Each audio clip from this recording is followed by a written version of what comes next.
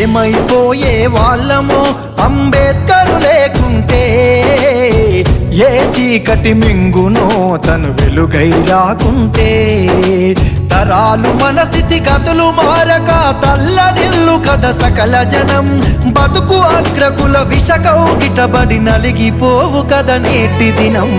ఏమైపోయే వాళ్ళమో అంబేద్కరు లేకుంటే, ఏ చీకటి మింగునో తను వెలుగై రాకుంటే.